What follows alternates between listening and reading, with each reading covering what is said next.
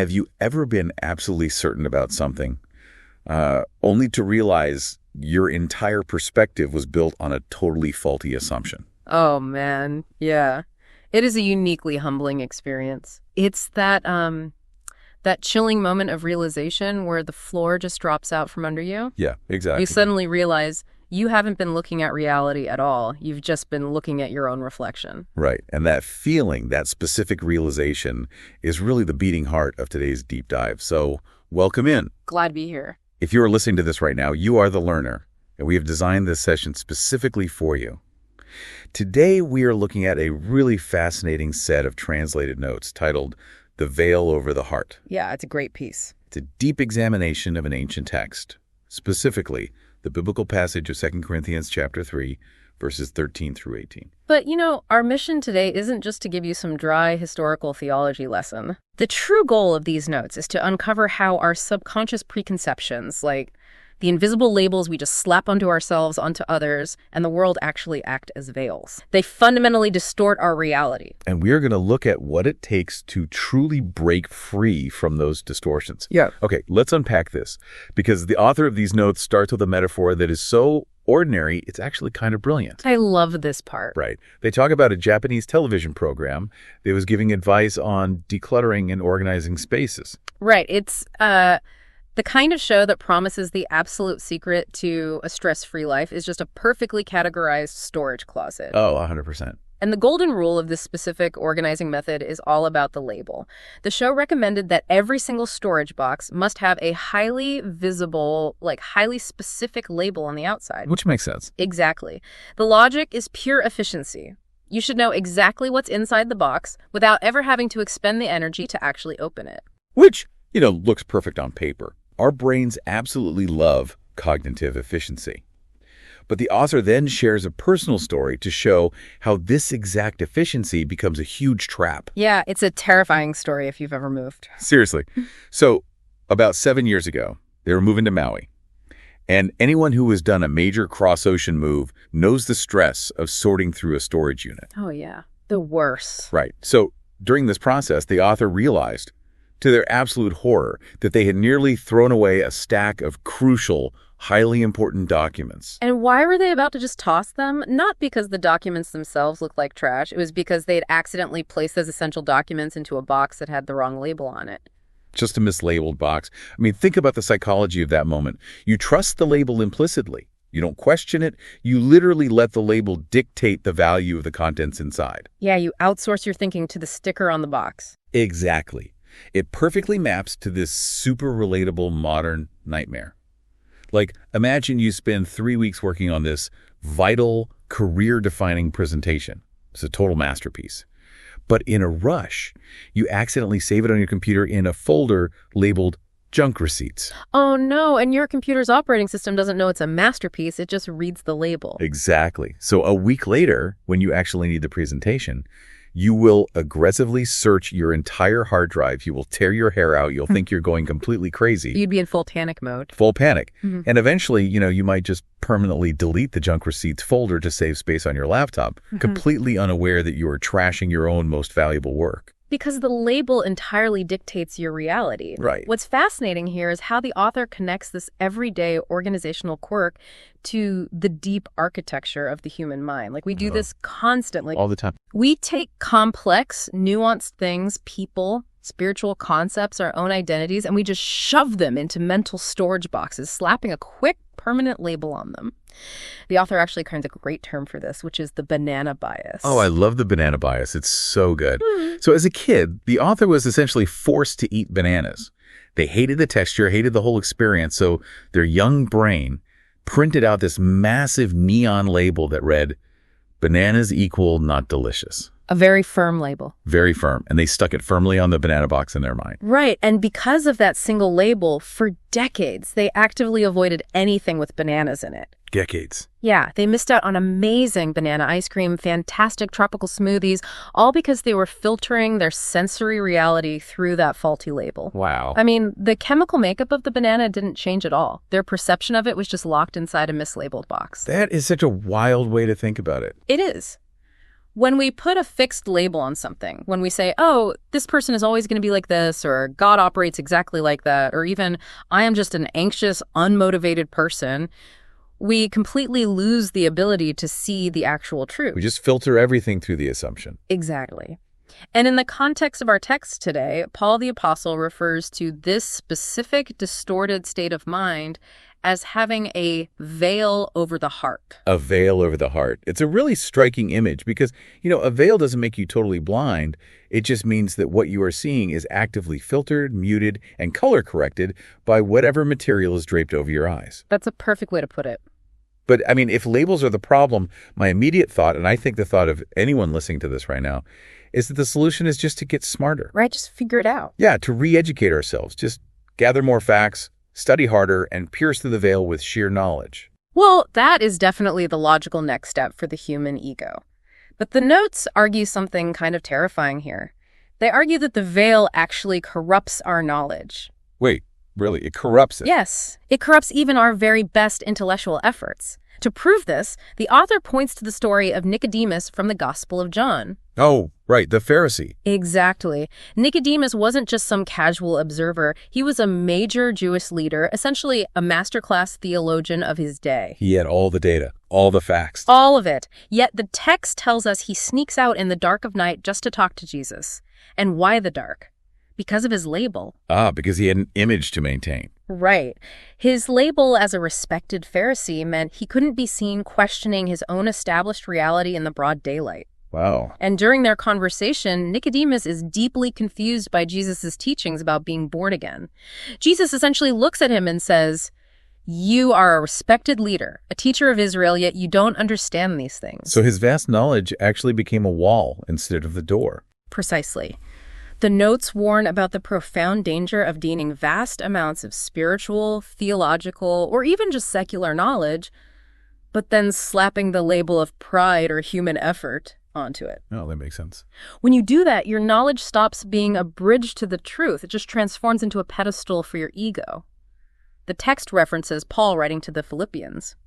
Now, Paul had an incredibly impressive resume of Old Testament knowledge. He was the best of the best. Yeah, totally elite. Yet he looks at all of it and literally calls it rubbish. Which is a shocking thing for a scholar to say about sacred texts. Yeah. But the text provides a really crucial nuance here that we absolutely cannot miss. Right. Paul wasn't saying the information itself, like the historical text, the laws were trash.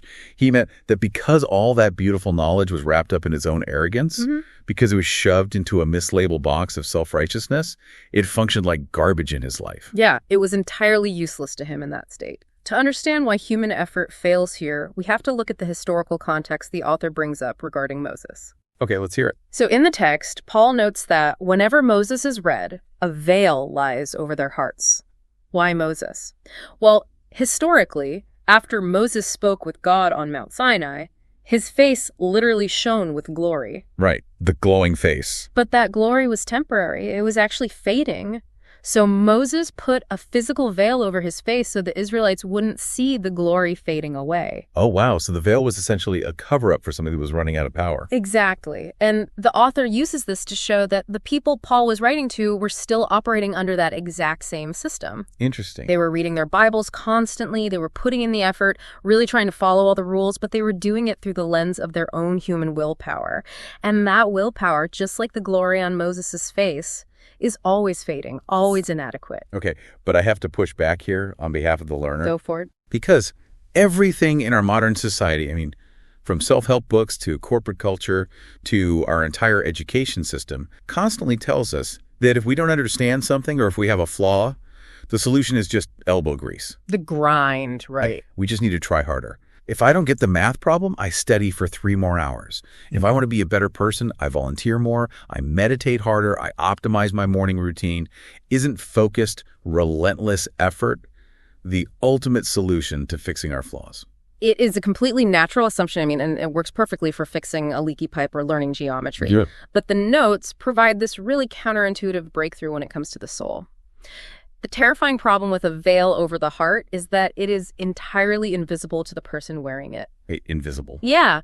When you look through a veil, you don't see the fabric. You just think you're looking at reality. You think, oh, that's just how they are. Or, I'm just this kind of person. Or my political or spiritual view is the absolute truth. So you don't even know you're wearing tinted glasses. You just think the whole world is literally tinted blue. Right. Now imagine you are wearing those blue tinted glasses and you decide you want to see the color red. Okay. So you run faster, you study harder, you expend massive amounts of human effort. Does any of that take the glasses off? No. You're just a highly motivated, completely exhausted person who still only sees blue. Exactly. Effort applied through a distorted filter just propels you faster and faster in the completely wrong direction. That is so wild. The Israelites reading Moses were putting in the work. But because they had an invisible veil of self-reliance, a label that basically said we can achieve holiness through our own grit, their intense effort actually kept them blind to the truth. Effort applied through a distorted filter just amplifies the distortion. Man, that is so deeply unsettling. If I have a subconscious label on myself that says I am a fraud, and I work 80 hours a week to succeed and prove that label wrong, I'm still operating entirely within the framework of that label. You haven't escaped it at all. No, I'm just letting the fear of being a fraud dictate my entire life. So if my effort is just amplifying the distortion, how do I actually get out of this loop? Because if I can't trust my own willpower, it feels like the only other option is apathy. Do I just give up? That is the tension right there. But there is a massive difference between apathy and what these notes actually suggest. Apathy is abandoning the drive altogether. What the author is suggesting is abandoning the broken vehicle. Okay, I like that. You cannot effort your way out of a trap you can't even see. The solution cannot come from your own internal willpower. We have to relinquish the standard. We have to drop our own measuring stick entirely and invite an external intervention. And this brings us to the core solution in the text. We have to turn to the Lord. The author uses David in Psalm 139 to perfectly illustrate this difference between human effort and divine intervention. It's a great example. Yeah, in verses 23 and 24, David doesn't go to God and say, hey, point out my specific mistake so I can go work really hard to fix it. He doesn't ask for a self-improvement to-do list. No, not at all. He says, search me and lead me in the everlasting way. Lead me. He's completely surrendering the steering wheel. He basically recognizes that his own internal diagnostic tool is totally broken. And the text ties this beautifully to 2 Corinthians 3.17, which says, where the Spirit of the Lord is, there is freedom. Freedom from what, exactly? Freedom from that exhausting, endless cycle of trying to change yourself, inevitably failing because your filter is distorted, feeling the crushing weight of regret, and then just trying harder the next day. Which sets up one of the most practical analogies in the entire document, the truck payment epiphany. Oh, this one is so relatable. Right. So the author tells this story about their truck. Last month, they finally made the very last payment and completely paid the truck off. Now, physically and objectively, the truck did not change. Right. It didn't magically transform. Exactly. It didn't suddenly get a brand new V8 engine. The paint job didn't magically fix itself. The scratch on the bumper was still right there. But because the author was finally free from the burden of the debt, their vision of the truck completely changed. Yeah, they described feeling a new, profound sense of attachment to it. Suddenly, it wasn't the bank's truck anymore. It was, this is my truck. Right. And more importantly, they could suddenly see a future for it that they couldn't see before. They started thinking creatively about whether to keep it long-term or whether they should sell it and get a new one. The physical object remained identical, but the freedom from the payment completely altered their relationship to it and their vision for its future. Here's where it gets really interesting. Because if you translate that to our everyday lives, it's basically the difference between renting a house and owning a house. Oh, that's a perfect way to look at it. Yeah, when you are renting, you are bound by a rigid set of rules. The labels are fixed. You can't paint the walls. You can't tear up the carpet. You certainly can't knock down a wall to build an extension. You are just living inside someone else's parameters. Exactly. But the moment you pay it off, the moment you hold the deed and you actually own the house, the physical structure hasn't changed. But your permission to envision a future has entirely transformed. It's like taking off a heavy backpack after a long hike. The mountain hasn't changed at all, but your ability to walk it is totally different. If we connect this to the bigger picture, the author is telling us that true spiritual and mental freedom doesn't just subtly shift how we see what's right in front of us. It actually reveals possibilities and realities we couldn't see at all before. Wow. The veil we've been talking about, this veil of self-centeredness, that loud voice that says, I can do it all myself, my perspective is the ultimate authority. That veil blocks the light. It acts like a low ceiling in that rented house. It blocks God's glory. But when that veil is removed, when that debt is canceled and the deed is handed over, our original purpose is restored. We can finally see the horizon. We can knock down the walls. We can see the horizon, and because the ceiling is gone, we can actually reflect the light. Which brings us to the final transformation the notes talk about, the ultimate result of the veil coming off. Because, if we were just relabeling things, if we were just practicing positive self-talk, that's really just a superficial fix. Right. The author points to verse 18 to show this isn't just a cosmetic update. It says that with unveiled faces, we reflect the Lord's glory like a mirror. We are transformed into his image from glory to glory. And this is where the author really challenges the reader. They ask, what labels have we been living with? What mislabeled boxes have we locked our own souls inside? That's a tough question to answer, honestly. It is. Labels like, I'm incapable of change, or I'm fundamentally a failure, or even labels that other people, like parents, bosses, society, have forced onto us that we just accepted and defended as our own absolute truth. And here is the theological crux of the author's argument.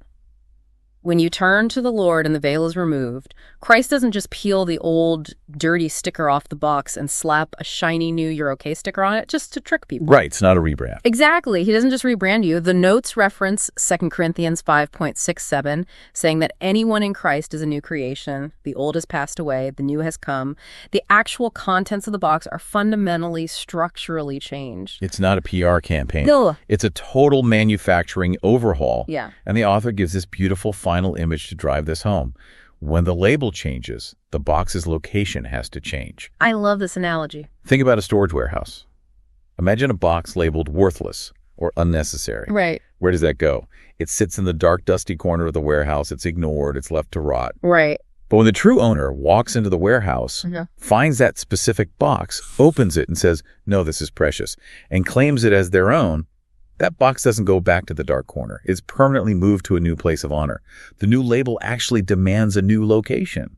It demands a completely new way of walking through life. You are no longer navigating the dark corner of the warehouse. The environment you operate in changes because your fundamental identity has changed. So what does this all mean? If you're listening to this right now, how can you practically recognize when you've been moved? Because, this all sounds amazing in theory, but on a random Tuesday afternoon when you're stressed out at work, how do you know you're no longer in that warehouse corner, but you're actually standing in the light with a new label? This raises an important question, and it really synthesizes the entire message of these notes. How do we know the veil is actually gone? We know by examining our relationship to our own knowledge and our own efforts. Okay, unpack that a little. Well, knowledge, learning, critical thinking, these things are absolutely essential to the human experience, but they are only safe, they are only effective when they are entirely untethered from our ego. You know you've been moved into the light when your deep, burning desire to be right is replaced by a humble desire to be led. Man, that is a massive paradigm shift. It really is. You know your label has changed when you stop fiercely defending your self-limiting beliefs. When you stop arguing for your own limitations, your "I can't change" or your "they will always be like that," and instead you become open to the terrifying reality that your filter might have been completely wrong.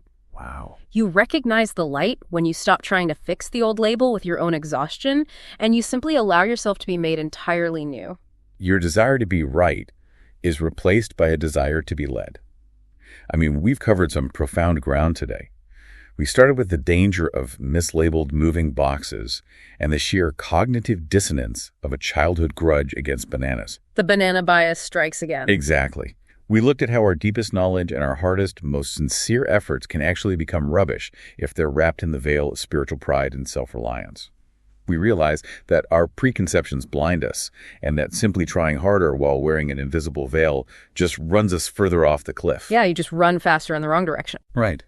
True clarity, true freedom only comes when we drop the measuring stick entirely, stop trying to fix our own distorted filters, and allow the Lord to remove the veil. It's a total shift from frantic self-reliance to peaceful, total surrender. It really is. Now, as we wrap up this deep dive, we always like to leave you, the learner, with something to chew on, a final thread to pull as you go about your day. We've spent this deep dive talking about the labels we place on ourselves, on others, and on God. But think about this. If the veil makes us view our own distorted reality as absolute, undeniable truth.